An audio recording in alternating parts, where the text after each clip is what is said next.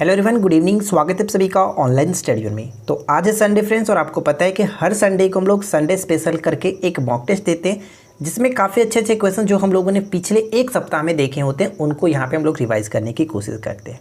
तो यहाँ पे मैं आज लूसेंट बुक से टॉप 100 MCQ लेकर आया हूँ और उम्मीद करता हूँ कि आप लोग को आज का वीडियो अच्छा लगेगा। वीडियो को एंड तक देखिए और बताइए कि इतने 100 क्वेश्चन में से आप कितना स्कोर कर सकते हैं। ठीक है, तो चलिए शुरू करते हैं। तो फ्रेंड्स, आज कोई डिस्कशन नहीं, कोई एक्स्ट्रा एक्सप्लेनेशन नहीं, सिर्फ और सिर्फ क्वेश्चंस देखेंगे। राइट आंसर को आप टिक कीजिएगा, क्योंकि इन सभी चीज़ों का एक्सप्लेनेशन हम लोगों ने ऑलरेडी डिस्कस कर चुका है। तो चलिए शुरू करते हैं और सही आंसर गेस करते चलिएगा।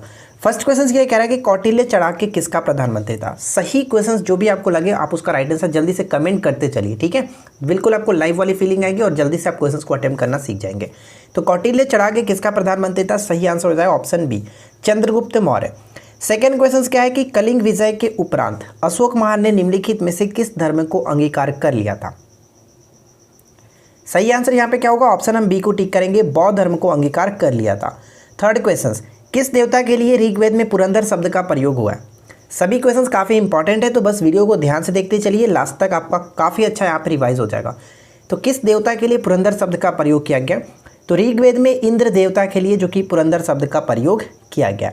क्वेश्चन नंबर 4, निम्नलिखित में से जिस एक शासक ने ईस्ट इंडिया कंपनी को दीवानी प्रदान की थी वह कौन था। तो दीवानी प्रदान की गई थी किसके द्वारा, शाह आलम द्वितीय के द्वारा। ठीक है, इलाहाबाद की संधि 1765 के द्वारा, जो कि ब्रिटिश जो थे ईस्ट इंडिया कंपनी को उन्होंने दीवानी प्रदान की थी। क्वेश्चन नंबर 5, निम्नलिखित कथन पर विचार कीजिए। फर्स्ट और सेकेंड पॉइंट्स को पढ़ेंगे और बताएंगे कि कौन सा कथन सही है। तो बताइए यहाँ पे कौन सा कथन सही होगा। तो चलिए हम एक एक करके देखते हैं। पहला पॉइंट्स की पानीपत की तीसरी लड़ाई 14 जून 1761 को हुई थी, बिल्कुल सही है। और यह युद्ध पेशवा बाजीराव द्वितीय और साथ ही साथ अहमद शाह अब्दाली के मध्य लड़ा गया था। तो यहाँ पे करेक्ट आंसर ऑप्शन सी को टिक करेंगे। 1 और 2 दोनों ही कथन सही है। नेक्स्ट क्वेश्चन की दास बोध के रचनाकार कौन है। काफ़ी लोग कमेंट्स कर रहे थे कि 100 क्वेश्चंस का मॉक टेस्ट दीजिए। देखिए मैं लूसेंट से ही 100 क्वेश्चंस का मॉक टेस्ट लेकर आऊँ, देखते हैं कितने लोग आज एक्टिव रह पाते हैं। फ्रेंड्स, वीडियो को शुरू करने से पहले मैं आपको बता दूं, अनअकैडमी लाया है आपके लिए फ्री टेस्ट सीरीज। तो जैसा कि आपको पता है कि हमारे तैयारी के लिए मॉक टेस्ट देना बहुत ज़्यादा इंपॉर्टेंट है। तो हर सैटरडे को 11 बजे मॉर्निंग में फ्री बिहार एसआई प्रीलिम्स का मॉक टेस्ट आप दे सकते हैं अनअकैडमी के साथ। ठीक है, तो इस चीज़ को आप ज्वाइन करना चाहते हैं, अनअकैडमी को ज्वाइन करना चाहते हैं, तो इस वीडियो के नीचे डिस्क्रिप्शन मैंने लिंक दिया, आप वहाँ से जाकर के ज्वाइन हो सकते हैं। और साथ ही साथ प्लस सब्सक्रिप्शन लेने के लिए, अगर आप प्लस सब्सक्रिप्शन लेना चाहते हैं तो आप हमारे रेफरल कोड निरंजन 10 का यूज़ कर सकते हैं, जिस पर आपको 10% का डिस्काउंट भी मिल जाएगा। तो देर ना करें, लिंक नीचे डिस्क्रिप्शन में दिया गया, आप वहाँ पर चेक कर सकते हैं। इस क्वेश्चन का राइट आंसर हो जाता है ऑप्शन डी। ठीक है, रामदास ऑप्शन डी को टिक करेंगे। चलिए नेक्स्ट क्वेश्चन देखिए। क्वेश्चन नंबर 7, शिवाजी ने सूरत को कब लूटा। शिवाजी ने सूरत को कब लूटा। तो ध्यान रखिएगा, शिवाजी ने सूरत को 2 बार लूटा था, 1664 और 1670। ऑप्शन डी यहाँ पे करेक्ट होगा। अगला क्वेश्चन क्या कह रहा है कि लॉर्ड वेलेस्ली की सहायक संधि को स्वीकार करने वाला पहला मराठा सरदार कौन था। ये क्वेश्चन काफ़ी इंपॉर्टेंट है, याद रखिएगा। पहला मराठा सरदार जिसने लॉर्ड वेलेस्ली की सहायक संधि को स्वीकार किया था, और वो था पेशवा बाजीराव द्वितीय। ठीक है, पेशवा बाजीराव द्वितीय, जो कि बसीन की संधि के तहत यानी कि 1802 में इस संधि पर हस्ताक्षर किया गया था। नेक्स्ट क्वेश्चन क्या है, अगला क्वेश्चन ये बनता है कि निम्नलिखित कथन पर विचार कीजिए और बताइए कि कौन सा कथन असत्य है। निम्नलिखित में से कौन सा कथन असत्य है। तो चलिए हम यहाँ पे एक करके देखते हैं। पहला पॉइंट कह रहा है क्या कि इस समिति में लोकसभा का 15 जो कि निर्वाचन सदस्य होते हैं। एक्चुअली ये बात की जा रही है लोक लेखा समिति की, ठीक है ना, लोक लेखा समिति के संदर्भ में। तो यहाँ पे बिल्कुल सही है कि 15 लोक लेखा समिति में 15 सदस्य जो होते हैं लोकसभा से होते हैं और 7 सदस्य राज्यसभा से होते हैं। बिल्कुल सही है। समिति के अध्यक्ष की नियुक्ति लोकसभा के स्पीकर करते हैं, ये भी सही है। प्राक्कलन समिति की जुड़वा बहन के रूप में जानी जाती है, ये पॉइंट भी बिल्कुल सही है। लोक लेखा समिति अपना प्रतिवेदन राज्यसभा को देती है, ये पॉइंट गलत है, ये लोकसभा को देती है। ठीक है, तो ऑप्शन हम डी को टिक करेंगे, जो कि ये पॉइंट्स गलत था। आगे बढ़ते हैं। अगला क्वेश्चन क्या कह रहा है कि लोक लेखा समिति के सदस्य जो होते हैं, बताइए, चुने जाते हैं कहाँ से। लोक लेखा समिति के सदस्य संसद के दोनों सदनों से चुने जाते हैं। जस्ट मैंने आपको ऊपर बताया कि 22 सदस्य होते हैं, जिसमें 15 लोकसभा से, 7 राज्यसभा से। ठीक है, आगे बढ़ते हैं। नेक्स्ट क्वेश्चन कि किसने महिलाओं के लिए वामाबोधिनी पत्रिका निकाली थी। वामबोधिनी पत्रिका किसने निकाली थी। केशव चंद्र सेन। ऑप्शन ए बिल्कुल सही आंसर होगा, केशव चंद्र सेन। नेक्स्ट क्वेश्चन कि सैयद बंधुओं का पतन किसके समय में हुआ। सैयद बंधुओं का पतन जो हुआ किसके समय में हुआ? मोहम्मद शाह, ऑप्शन सी को टिक करेंगे, मोहम्मद शाह, जिसको हम लोग रंगीला बादशाह के रूप में भी जानते हैं। नेक्स्ट क्वेश्चन की 19वीं सदी के उत्तरार्ध में नव हिंदूवाद के सर्वश्रेष्ठ प्रतिनिधि कौन थे? वीडियो के एंड में आपको होमवर्क सीरीज भी मिलेगा, जो हमारा होमवर्क सीरीज चल रहा है, लास्ट में आप वीडियो को एंड में देख सकते हैं। तो देखिए, नव हिंदूवाद के सर्वश्रेष्ठ प्रतिनिधि के रूप में स्वामी विवेकानंद को जाना जाता है, ऑप्शन बी करेक्ट होगा। नेक्स्ट क्वेश्चन है कि निम्न राजाओं पर विचार कीजिए। अजातशत्रु, बिंदुसार और प्रसेनजीत, बताइए कि कौन कौन जो है बुद्ध के समकालीन थे? तो बुद्ध के समकालीन कौन कौन थे? अजातशत्रु और प्रसेनजीत, यानी ऑप्शन हम सी को टिक करेंगे, 1 और 3। दासबोध निम्नलिखित में से किनकी रचनाओं और उपदेशों का संकलन है? दासबोध निम्नलिखित में से किनकी रचनाओं और उपदेशों का संकलन है? बी को टिक करेंगे, रामदास, ठीक है, रामदास। नेक्स्ट क्वेश्चन की उत्तरी अमेरिका का उच्चतम पर्वत शिखर माउंट मैकिनले है, जो कि एक प्रकार का सक्रिय ज्वालामुखी है। यह कहाँ स्थित है? माउंट मैकिनले जो है वो उत्तरी अमेरिका का उच्चतम पर्वत शिखर माना जाता है और एक प्रकार का सक्रिय ज्वालामुखी भी है। कहाँ स्थित है? अलास्का में स्थित है, ठीक है, ऑप्शन हम सी को टिक करेंगे, अलास्का। अच्छा, मैं आपसे एक छोटा सा क्वेश्चन पूछता हूँ, जल्दी से कमेंट करके बताइएगा कि अलास्का की राजधानी क्या होती है? अलास्का की राजधानी क्या है, बताइएगा। अगला क्वेश्चन, कनाडा का मॉन्ट्रियल निम्नलिखित में से किस उद्योग के लिए विश्व प्रसिद्ध है? कागज उद्योग के लिए, ऑप्शन डी को टिक करेंगे। देखिए, इन सभी क्वेश्चंस को हम लोगों ने ऑलरेडी पिछले एक सप्ताह में डिस्कस कर चुका है। अगर आप हमारे रेगुलर व्यूवर हैं, रेगुलर हमारे वीडियो को देखते हैं, तो हम सारे क्वेश्चंस को अटेम्प्ट आसानी से कर सकते हैं और काफ़ी अच्छी स्कोरिंग आप करेंगे। अगला क्वेश्चन क्या कह रहा है कि विश्व की सबसे बड़ी सीसा जस्ता खान, ठीक है, सुलिवान कहाँ स्थित है? सीसा जस्ता को जुड़वा खनिज के नाम से भी जाना जाता है, ये ध्यान रखिएगा। सुलिवान खान कहाँ स्थित है? ब्रिटिश कोलंबिया, कनाडा में, ठीक है, ब्रिटिश कोलंबिया, ए को टिक करेंगे। अगला क्वेश्चन कि भारत में मतदान की आयु सीमा को 21 वर्ष से घटाकर के 18 वर्ष कब की गई थी? 21 वर्ष से घटाकर के 18 वर्ष कब की गई थी? 61वें संविधान संशोधन 1989। नेक्स्ट वन, 73वां संविधान संशोधन संबंधित है। 73वां संविधान संशोधन किससे संबंधित है? पंचायती राज्य प्रणाली से संबंधित है, सी को टिक करेंगे। कृष्ण मेनन समिति की संस्कृति पर कब सार्वजनिक उपक्रमों पर नियंत्रण के लिए लोकसभा के सार्वजनिक उपक्रम समिति की व्यवस्था की गई? सार्वजनिक उपक्रम समिति की व्यवस्था कब की गई थी? 1963, डी को टिक करेंगे। जमैका किसकी खेती के लिए विश्व प्रसिद्ध है? जमैका किसकी खेती के लिए विश्व प्रसिद्ध है? तो ध्यान रखिएगा, केला के उत्पादन के लिए जो कि विश्व प्रसिद्ध है जमैका। नेक्स्ट क्वेश्चन की किसे गोल्डन गेट के नाम से भी जाना जाता है? गोल्डन गेट के नाम से किसे जाना जाता है? सैन फ्रांसिस्को, ऑप्शन डी बिल्कुल सही आंसर होगा। निम्नलिखित में से सबसे छोटा पुष्प कौन सा है? निम्नलिखित में सबसे छोटा पुष्प कौन सा है? सबसे छोटा पुष्प के रूप में वुल्फिया को जानते हैं, जबकि सबसे बड़ा पुष्प के रूप में रेफ्लेसिया को जानते हैं। तो यहाँ पे ऑप्शन हमारा बी बिल्कुल सही होगा। एक छोटा सा पॉइंट भी मैंने यहाँ पे नोट किया, ध्यान, इस छोटे से पॉइंट्स को याद रखिएगा कि आर्केड क्या होता है कि सबसे छोटा बीज, और एजोला जो होता है वो सबसे छोटा जो कि टेरिडोफाइटा होता है। नेक्स्ट वन कि सबसे बड़ा बीजांड निम्नलिखित में से कौन सा है? सबसे बड़ा बीजांड के रूप में हम लोग किसे जानते हैं? साइकस, ठीक है, साइकस बिल्कुल सही होगा। अफीम देने वाला पौधा कौन सा है? अफीम देने वाला पौधा कौन सा है? पोपी को अफीम देने वाला पौधा के रूप में जानते हैं, ऑप्शन ए बिल्कुल सही आंसर होगा। नेक्स्ट वन की कोशिका विभाजन में मदद करने वाला पादप हार्मोन कौन सा है? कोशिका विभाजन में मदद करने वाला पादप हार्मोन जो है वो साइटोकाइनिन है, ऑप्शन सी बिल्कुल सही आंसर है, साइटोकाइनिन। पादप वृद्धि हार्मोन जिब्रेलिन्स किससे निकाले जाते हैं? जिब्रेलिन्स किससे निकाले जाते हैं? कवक से, ए को टिक करेंगे। नेक्स्ट पॉइंट, 42वें संविधान संशोधन द्वारा जोड़ा गया एक नया अनुच्छेद संबंधित है। तो 42वें संविधान संशोधन के तहत अनुच्छेद जोड़ा गया था 51 के फर्स्ट, और 51 का फर्स्ट संबंधित है मूल्य कर्तव्यों से, ऑप्शन बी बिल्कुल सही होगा। प्रकाश संश्लेषण के लिए कौन सी गैस आवश्यक है? प्रकाश संश्लेषण जो होता है फोटोसिंथेसिस कह सकते हैं, तो उसके लिए आवश्यक गैस कौन सी है? तो उसके लिए आवश्यक गैस है कार्बन डाइऑक्साइड, क्योंकि हरे पेड़ पौधे जो होते हैं वो कार्बन डाइऑक्साइड ही ग्रहण करते हैं और हमें ऑक्सीजन प्रोवाइड कराते हैं। नेक्स्ट क्वेश्चन की हितोपदेश नामक पुस्तक के लेखक कौन है? हितोपदेश नामक पुस्तक के लेखक कौन है? बहुत बार पूछा गया है, नारायण पंडित, ध्यान रखेंगे, ऑप्शन बी करेक्ट होगा। निम्नलिखित में से कौन विश्व की सबसे बड़ी झील है? विश्व की सबसे बड़ी झील के रूप में हम लोग किसे जानते हैं? ध्यान दीजिएगा, क्वेश्चंस में मीठे पानी की नहीं पूछा गया। मीठे पानी की पूछा था तो वहाँ पे सुप्रिया झील को टिक करते, लेकिन सिर्फ और सिर्फ झील पूछ जा रही है इसलिए हम लोग कैस्पियन सागर को टिक करेंगे। सागर इसलिए कहा जाता है क्योंकि इसका क्षेत्रफल बहुत बड़ा है, इस वजह से इसको सागर नाम दिया गया। कि मैं आपको बता दूं कि ये पॉइंट्स मैंने बहुत बार आपको दिखा चुका हूँ, और उम्मीद करता हूँ कि अब तक आपने इस चीज़ को समझ लिया होगा।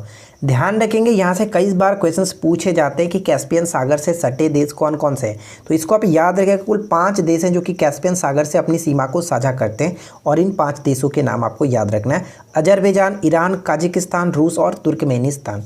ठीक है, चलिए सूची 1 को सूची 2 के साथ सुमेलित करना है। तो बताइए कौन किसके साथ सही तरीके से मैच होगा। यहाँ पे आपको समाचार पत्र और प्रारंभ करने वाले के साथ मैच करना है। तो देखिए, बॉम्बे क्रॉनिकल की अगर हम बात करें तो ये फिरोज शाह मेहता के साथ संबंधित होगा, यानी ए का 3 के साथ। ए का 3 के साथ सिर्फ और सिर्फ एक ही ऑप्शन से मिल रहा है, ऑप्शन हम सी को टिक कर सकते हैं। उसी तरह से कॉमनवेल्थ की बात करें तो एनी बेसेंट। लीडर जो पत्रिका स्टार्ट की गई थी मदन मोहन मालवीय जी के द्वारा। सर्च लाइट की बात करें तो सच्चिदानंद सिन्हा। इन सभी को सिंगल करके भी याद रखिएगा क्योंकि डायरेक्ट यहाँ से क्वेश्चंस पूछे जाते हैं। नेक्स्ट क्वेश्चन की गवर्नमेंट ऑफ इंडिया एक्ट 1935 में बताइए कि इसके संबंध में कौन कौन से कथन यहाँ पे सही होगा, उपरोक्त कथनों में कौन सही है। तो 1935 के संदर्भ में अगर हम बात करें तो यहाँ पे करेक्ट आंसर जो होगा ऑप्शन हम डी को टिक करेंगे। ठीक है, प्रांतीय स्वायत्ता का उपबंध, एक संघीय यानी कि फेडरल कोर्ट की स्थापना की गई थी, केंद्र में अखिल भारतीय संघ का उपबंध किया गया था। तो ये तीनों के तीनों सही है, ऑप्शन डी को टिक करेंगे।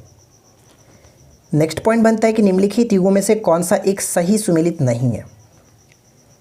कौन सा सही सुमेलित नहीं है? तो ध्यान रखेंगे, वर्नाकुलर प्रेस एक्ट को स्टार्ट किया गया था लॉर्ड लिटन के द्वारा, जबकि इसको रद्द किया गया था लॉर्ड रिपन के द्वारा। कर्जन से यहाँ पे कोई भी संबंध नहीं होता है, ऑप्शन सी करेक्ट होगा।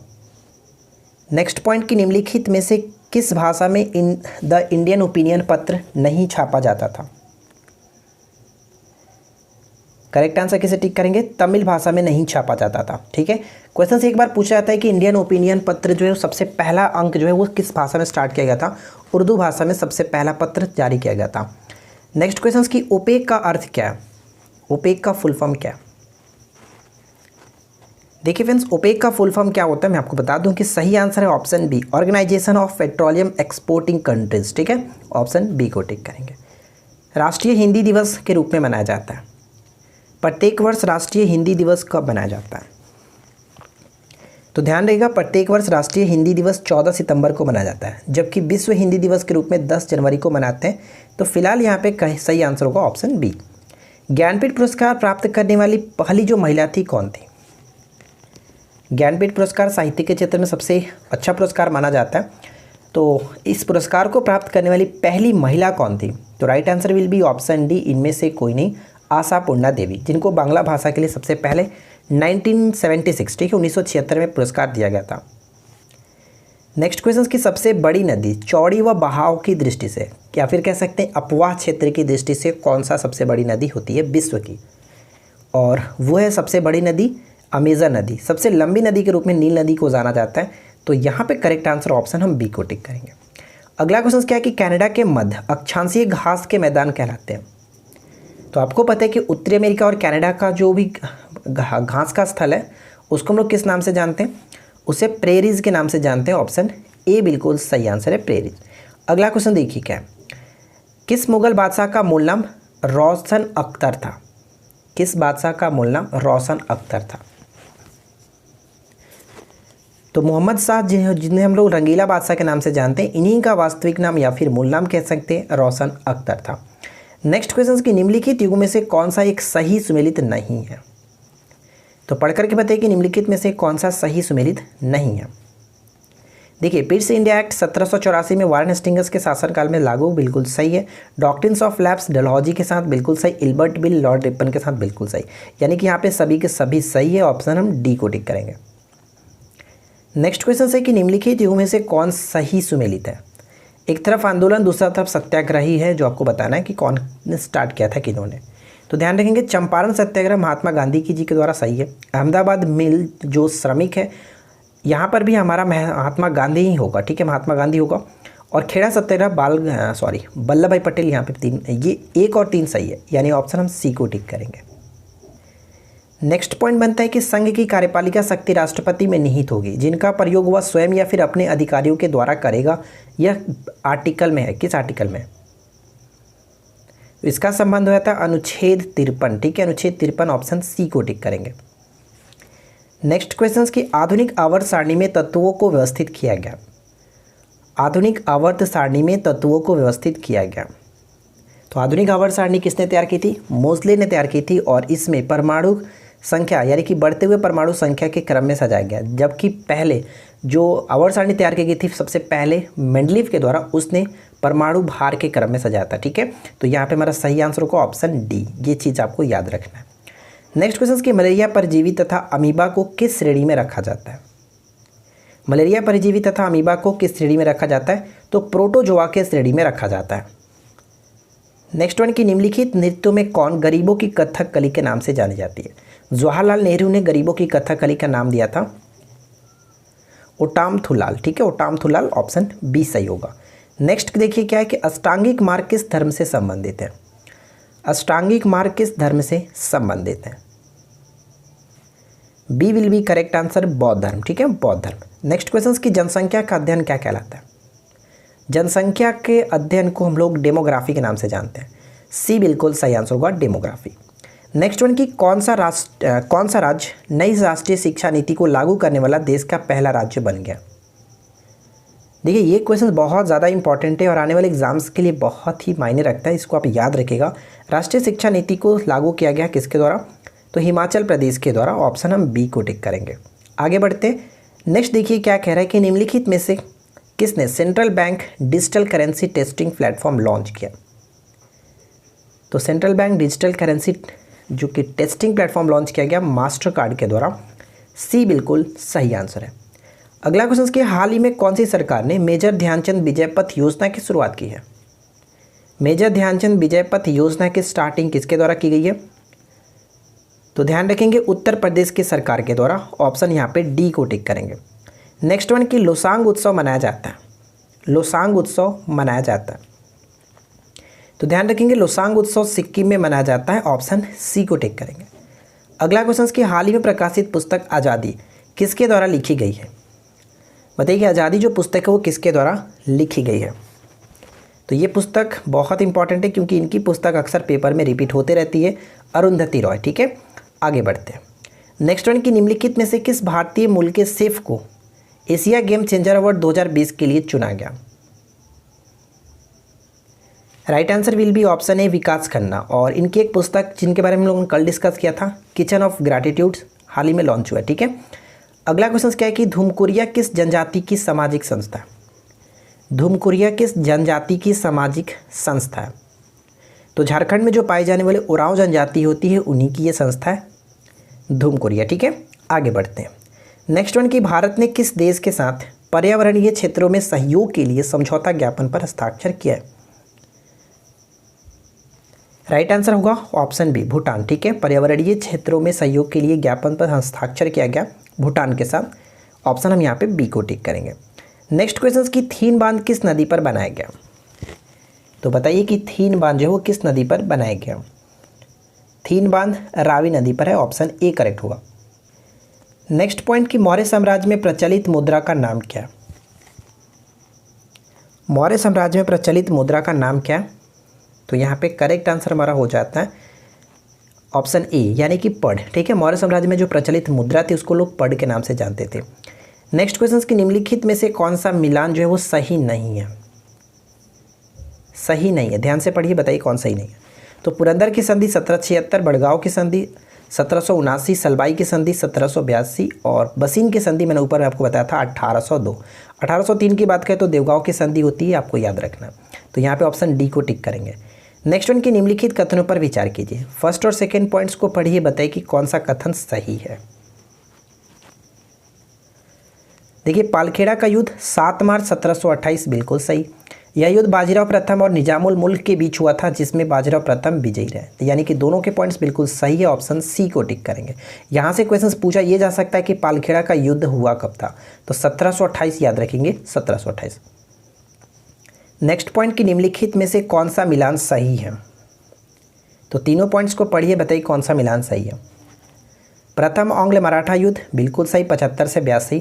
द्वितीय आंग्ल मराठा युद्ध 1803 से 5। तृतीय आंग्ल मराठा युद्ध 1719। तीनों के तीनों सही है, ऑप्शन डी को टिक करेंगे, उपरोक्त सभी सही है। नेक्स्ट क्वेश्चन की निम्नलिखित में से कौन मौर्य वंश का शासक नहीं है। मौर्य वंश का शासक नहीं है, तो राइट आंसर होगा ऑप्शन ए, अजातशत्रु मौर्य वंश का शासक नहीं था। हाल ही में नूर मिसाइल किसके द्वारा लॉन्च किया गया। नूर मिसाइल का लॉन्चिंग किसके द्वारा हाल ही में किया गया। ईरान ने हाल ही में इसको लॉन्च किया था, नूर मिसाइल को। भारत में कितने बायोस्फीयर रिजर्व के विश्व नेटवर्क का हिस्सा है, जिसमें सबसे नया अतिरिक्त पन्ना बायोस्फीयर जुड़ा है। तो पन्ना बायो रिजर्व हाल ही में जुड़ा था और इसके जुड़ने के साथ ही टोटल 12 हो गए। ठीक है, ऑप्शन हम ए को टिक करेंगे। पन्ना बायो रिजर्व किस स्टेट में पड़ता है, जल्दी से कमेंट करके बताइएगा। नेक्स्ट वन है कि सर्वप्रथम भारत में जजिया कर लगाने का श्रेय सिंध के विजेता मोहम्मद बिन कासिम को दिया जाता है। उसने किस वर्ग को इस कर से पूर्णतः मुक्त रखा, यानी कि उसने जजिया कर नहीं लगाया था, किस पर, ब्राह्मणों पर। ठीक है, ब्राह्मणों पर जजिया कर नहीं लगाया था। नेक्स्ट क्वेश्चन क्या कह रहा है कि पृथ्वीराज रासो निम्नलिखित में से किसके द्वारा लिखा है, यानी कि पृथ्वीराज रासो को किसने लिखा है। तो पृथ्वीराज चौहान के दरबार में रहने वाले इनके दरबारी जो कवि थे, कह सकते हैं चंद्र बदाई। ठीक है, इनमें से कोई नहीं, ऑप्शन डी को टिक करेंगे, चंद्र बदाई ने। नेक्स्ट वन की निम्नलिखित में से वह व्यक्ति कौन है जिसका नाम देवान प्रियदर्शी भी था। देवान प्रियदर्शी के रूप में कौन जाने जाते थे, बहुत इंपॉर्टेंट है, याद रखेंगे, अशोक को। नेक्स्ट वन कि भारत के सकल घरेलू उत्पाद के लिए नीचे दिए गए विभिन्न क्षेत्रों के योगदान का कौन सा सही ह्रासवान क्रम है, यानी घटता हुआ क्रम कौन सा है। सबसे अधिक जो होता है वो तृतीय क्षेत्र का सेवा क्षेत्र देता है। ठीक है, जीडीपी में सबसे बड़ा योगदान सेवा क्षेत्र का होता है, दूसरा उद्योग और तीसरा सबसे कम कृषि क्षेत्र, यानी ऑप्शन ए को टिक करेंगे। नेक्स्ट क्वेश्चन की दक्षिण अमेरिका के किस शहर को फैशन नगरी के नाम से जाना जाता है। दक्षिण अमेरिका के किस शहर को फैशन नगरी के नाम से जाना जाता है, रियो डी जेनेरियो। ठीक है, रियो डी जेनेरियो को टिक करेंगे। नेक्स्ट क्वेश्चन की लिंगराज मंदिर की नींव किसने डाली थी। लिंगराज मंदिर की नींव किसने डाली थी, राइट आंसर हो जाता है ययाति केसरी ने, ऑप्शन ए को टिक करेंगे। लिंगराज मंदिर भुवनेश्वर में स्थित है, ये याद रखिएगा। कौन सा देश विश्व का कहवा पात्र के नाम से जाना जाता है। विश्व का कहवा पात्र के रूप में कौन जाना जाता है, ब्राज़ील। ठीक है, डी को टिक करेंगे, ब्राज़ील। नेक्स्ट क्वेश्चन की आसवान बांध निम्नलिखित में से किस नदी पर स्थित है। आसवान बांध निम्नलिखित में से किस नदी पर स्थित है, ऑप्शन ए करेक्ट आंसर होगा, नील नदी पर बनाया गया आसवान बांध। कौन सा जलाशय अंडमान और निकोबार द्वीप समूहों को अलग करता है। एक्चुअली यहाँ पे जलाशय के हम जगह पे कह सकते हैं कि कौन सा जो चैनल है वो अंडमान और निकोबार द्वीप समूह को अलग करता है। चैनल से बात याद आई कि अगर आपने हमारे इस चैनल को ऑनलाइन स्टडी उनको सब्सक्राइब नहीं कर रखा है तो यार सब्सक्राइब कर लेना, और साथ ही साथ चैनल को अपने दोस्तों के साथ भी शेयर किया करें, लाइक करें वीडियो को अधिक से अधिक। ठीक है, तो देखिए अंडमान और निकोबार को अलग करता है 10 डिग्री चैनल, यानी ऑप्शन हम ए को टिक करेंगे। नेक्स्ट वन है कि निम्नलिखित मरुस्थलों में कौन सुमेलित नहीं है। कौन सुमेलित नहीं है, तो ध्यान दीजिएगा यहाँ पे राइट आंसर हमारा होगा ऑप्शन ए, दस्ते लूत जो है वो इराक में नहीं ईरान में पड़ता है। ठीक है, ईरान, यहाँ पे ऑप्शन हम ए को टिक करेंगे, लेकिन बाकी में ऑप्शन में कोई दिक्कत नहीं, आप इसको अच्छे से याद रखिएगा। नेक्स्ट वन है कि निम्नलिखित कथनों पर विचार करें। फर्स्ट और सेकंड पॉइंट्स को पढ़िए, बताइए कि कौन सा कथन सही है। तो देखिए हम यहाँ पे पढ़ सकते हैं कि विश्व का सबसे ऊंचा झरना ओरिनिको नदी की सहायक नदी कैरो नदी पर स्थित है। ठीक है, ध्यान रखिएगा। और ये कह सकते हैं कि ब्राज़ील पठार पर स्थित है, ये पॉइंट गलत है, क्योंकि ब्राज़ील पठार पे नहीं, ये ग्वेना के पठार में स्थित है, यानी ऑप्शन हम सिर्फ और सिर्फ ए को टिक कर सकते हैं, केवल और केवल एक सही है। अगला क्वेश्चन क्या कह रहा है कि निम्नलिखित में से कौन सा कथन असत्य है। तो चारों पॉइंट्स को पढ़िए, बताइए कि कौन सा कथन असत्य है। तो चलिए हम एक एक करके पढ़ के देखते हैं। पहला पॉइंट है कि अर्जेंटीना में विस्तृत घास के मैदान को पंपास कहते हैं, यानी अर्जेंटीना के घास के मैदान को पंपास, बिल्कुल सही। यह अर्जेंटीना के हृदय के रूप में जाना जाता है, पंपास को अर्जेंटीना के हृदय के रूप में जानते हैं। थर्ड पॉइंट है कि यह पोषक तत्वों से भरपूर अल्फा अल्फा नामक घास उगाई जाती है इसमें, तो ये पॉइंट भी बिल्कुल सही है, यानी कि तीनों के तीनों सही है, कोई भी यहाँ पे असत्य नहीं, इसलिए ऑप्शन हम डी को टिक करेंगे। उपरोक्त में से कोई भी कथन असत्य नहीं है। नेक्स्ट क्वेश्चन की किस जल विद्युत परियोजना को सिविल इंजीनियरिंग में उत्कृष्टता के लिए ब्रुनेल मेडल से सम्मानित किया गया? तो देखिए हाल ही में ब्रुनेल मेडल से सम्मानित किसे किया गया? तो यहाँ पे हम ऑप्शन बी को टिक करेंगे। भारत और भूटान के साथ सहयोग से बना हुआ मगदेचू जो जल विद्युत परियोजना, इसको सिविल इंजीनियरिंग में उत्कृष्टता के लिए ब्रुनेल मेडल से हाल ही में सम्मानित किया गया। नेक्स्ट क्वेश्चन की किस देश ने जिरकॉन हाइपरसोनिक क्रूज मिसाइल का सफलतापूर्वक परीक्षण किया है? हाल ही में सफलतापूर्वक परीक्षण किया गया किसके द्वारा? रूस के द्वारा। ऑप्शन सी करेक्ट होगा। नेक्स्ट क्वेश्चन बनता है कि चिली में स्थित चुकीकमाता खान किसके लिए प्रसिद्ध है? चुकीकमाता खान जो वो किसके लिए प्रसिद्ध है? चिली में स्थित है। चिली की राजधानी सेंटियागो होता है, ये पूछा भी गया था हाल ही में, ध्यान रखेंगे।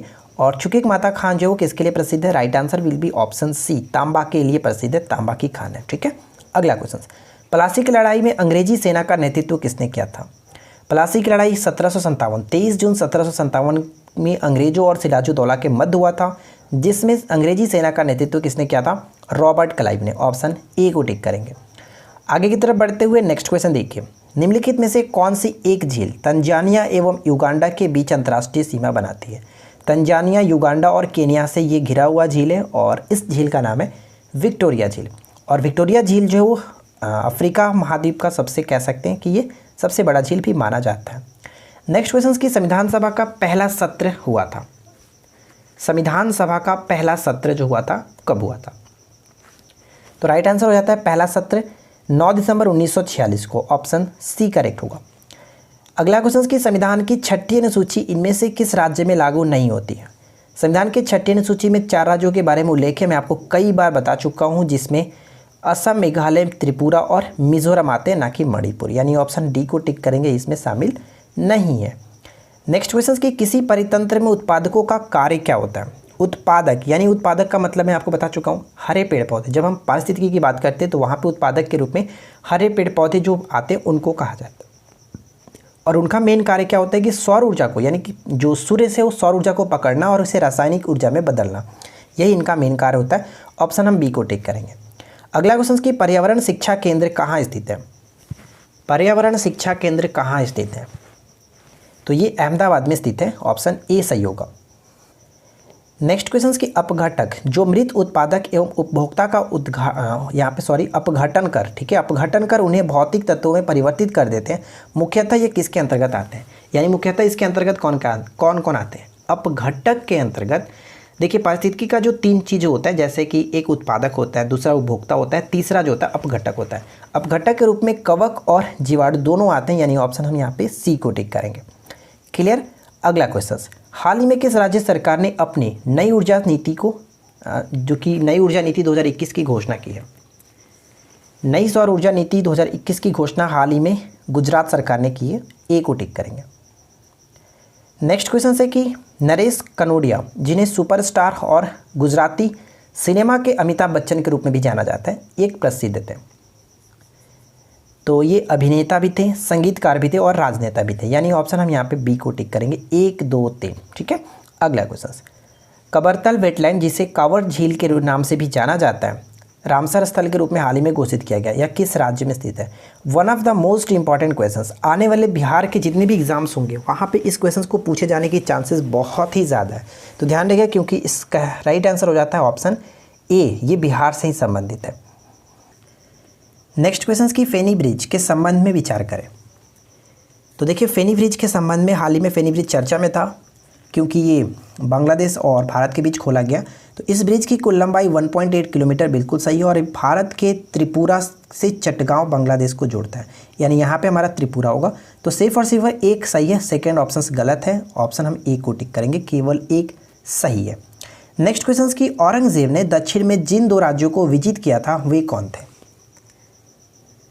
औरंगजेब ने दक्षिण में 2 राज्यों को विजिट किया था और उनमें से कौन कौन थे? तो बीजापुर और गोलकुंडा। बीजापुर को 1685 और गोलकुंडा को 1687 में विजिट किया गया था। अगला क्वेश्चन कि किस मुगल शासक को शाहे बेखबर के नाम से जाना जाता है? शाहे बेखबर के नाम से कौन प्रसिद्ध है? बहादुर शाह प्रथम, यानी ऑप्शन है ए को टिक करेंगे, बहादुर शाह प्रथम। नेक्स्ट क्वेश्चन की किस मुगल शासक के शासनकाल में भारत में जजिया कर अंतिम रूप से समाप्त हुआ? भारत से जजिया कर अंतिम रूप से समाप्त हुआ रंगीला बाबू के शासनकाल में, यानी ऑप्शन हम बी को टिक करेंगे। वीडियो को ख़त्म करने से पहले हम बात कर लेते हैं कि कल का होमवर्क आपका क्या रहेगा। 22 फरवरी का होमवर्क आपका रहेगा बिहार एसआई प्री और साथ ही साथ ईएसआई मेंस को भी हम ध्यान में रखते हुए इन सीरीज को चला रहे हैं, ठीक है। तो देखिए हिस्ट्री में आपको क्या क्या चीज़ें पढ़नी है। अंग्रेजों का मैसूर के साथ संबंध, लूसेंट में पेज नंबर आपका, लूसेंट सब्जेक्टिव की बात कर रहा हूँ, लूसेंट सब्जेक्टिव पेज नंबर 37-38 में आपको मिल जाएगा। साथ ही साथ मैं आपको बता दूं कि मॉडर्न हिस्ट्री का मैंने प्लेलिस्ट बना रखा है, मैं आपको काफ़ी अच्छे क्वेश्चंस आप वहाँ से देख करके पढ़ सकते हैं, ठीक है। वीडियो को देख लीजिएगा, काफ़ी अच्छे क्वेश्चन आपको मिल जाएंगे। ज्योग्राफी की बात करें तो वायुमंडल में पढ़ना है, वायुमंडल आपको पढ़िएगा। वायुमंडल के साथ साथ वायुमंडल में मुख्य जो गैसेज हैं उनको पढ़िएगा, पेज नंबर 83-84 में मिल जाएगा। पॉलिटी की बात करें तो पॉलिटी में महाधिवक्ता के साथ साथ महालेखा परीक्षक, पेज नंबर 170, ठीक है। साथ ही साथ बायोलॉजी की बात करें तो बायोलॉजी में मत्स्य, सरीसृप, पक्षी और स्तनी वर्ग, ये सभी पढ़ना है और ये आपका लूसेंट के सब्जेक्टिव पेज नंबर 249, ठीक है। करंट अफेयर्स की बात करें तो करंट अफेयर्स में दिसंबर में स्टार्ट कर रहा हूँ। दिसंबर के स्टार्टिंग की 15 डेज की करंट अफेयर्स 1 लाइनर आपको पढ़ना है, जो कि स्पीडी बुक से या फिर कोई और बुक से आप पढ़ सकते हो, कोई प्रॉब्लम नहीं है। लास्ट में जो 1 लाइनर आपको फॉर्म में दिया जाता है उस चीज़ों को आप पढ़ेंगे। तो फ्रेंड्स यही है आज की होमवर्क, आप इसको कल 24 घंटे में कंप्लीट करने की कोशिश कीजिएगा। तो चलिए आगे बढ़ते हैं। नेक्स्ट क्वेश्चन देखिए क्या कह रहा है कि निम्नलिखित कथनों पर विचार करें। फर्स्ट और सेकंड पॉइंट्स को पढ़िए और बताइए कि उपरोक्त में से कौन सा कथन सही है। तो तख्ते ताउस पर बैठने वाला अंतिम जो शासक थे रोशन अख्तर, यानी कि मोहम्मद शाह, बिल्कुल सही है, ध्यान रखिएगा। दूसरा पॉइंट ये कह रहा है कि बहादुर शाह द्वितीय अंतिम मुगल सम्राट था, ये पॉइंट भी बिल्कुल सही, यानी कि दोनों के दोनों सही कथन होने की वजह से ऑप्शन हम सी को टिक करेंगे, 1 और 2। नेक्स्ट क्वेश्चन, निम्नलिखित में से कौन सा कथन असत्य है। तो बताइए कि चारों पॉइंट्स को पढ़िए और कौन सा कथन यहाँ पे असत्य है। नादिर शाह का दिल्ली पर आक्रमण जो हुआ था 1739, बिल्कुल सही, मोहम्मद शाह के समय में हुआ था। तो इनके आक्रमण के समय दिल्ली का शासक रंगीला बादशाह यानी कि मोहम्मद शाह था, बिल्कुल सही है। और यानी नादिर शाह को ईरान के नेपोलियन के नाम से भी जाना जाता था। तो तीनों के तीनों पॉइंट्स यहाँ पे सही है, हम ऑप्शन डी को टिक करेंगे, कोई भी कथन यहाँ पे सत्य नहीं है, यानी ऑप्शन डी करेक्ट होगा। नेक्स्ट क्वेश्चन क्या कह रहे हैं कि मूलांकुर के अतिरिक्त पौधे के किसी भी भाग से विकसित होने वाली जो जड़ें होती हैं क्या कहलाती हैं।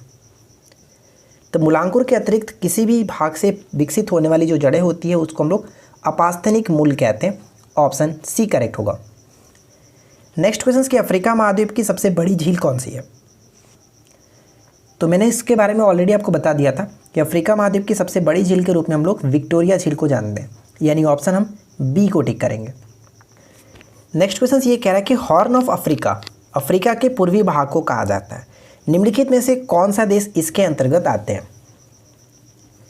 तो हॉर्न ऑफ अफ्रीका के अंतर्गत कौन से देश आते हैं, तो इस क्वेश्चन का राइट आंसर हो जाएगा इथोपिया, सोमालिया और जिबूती, यानी ऑप्शन 1, 2, 3। तो right answer will be option D, ठीक है, ऑप्शन डी को टिक करेंगे। तो फ्रेंड्स देखिए यहाँ पे हम लोगों ने 100 क्वेश्चंस कवर किया। आई होप कि आप लोगों को आज तो वीडियो ज़रूर अच्छी लगी हुई, क्योंकि काफ़ी डिमांड भी कर रहे थे कि 100 क्वेश्चंस के साथ लूसेंट बुक से क्वेश्चंस दीजिए, तो मैंने आपको दिया। और देखते हैं कि आज वीडियो की लाइक क्या रहती है, क्योंकि अगर आपका रिस्पॉन्स अच्छा नहीं रहा तो मैं इस वीडियो को कभी भी 100 क्वेश्चन के साथ नहीं करूँगा, काफ़ी मेहनत लगी 100 क्वेश्चन को करने में। तो उम्मीद करता हूँ कि आप हमारे प्रॉब्लम को समझेंगे और वीडियो को लाइक करेंगे, ठीक है। साथ ही साथ मैं आपको एक क्वेश्चन भी पूछता हूँ जो कि क्यूज का क्वेश्चन है। ये बताइएगा कि हाल ही में अफ्रीका का कौन सा देश जो कि पोलियो से मुक्त घोषित किया गया, जिसकी वजह से पूरा अफ्रीका जो महाद्वीप है उसको पोलियो मुक्त घोषित किया गया। तो जल्दी से कमेंट करके बताइएगा कि वो कौन सा देश था, आखिरी देश अफ्रीका का कौन सा देश था, ठीक है। तो हम मिलते हैं किसी और वीडियो में नेक्स्ट टॉपिक के साथ। Thanks for watching, keep learning, have a good day.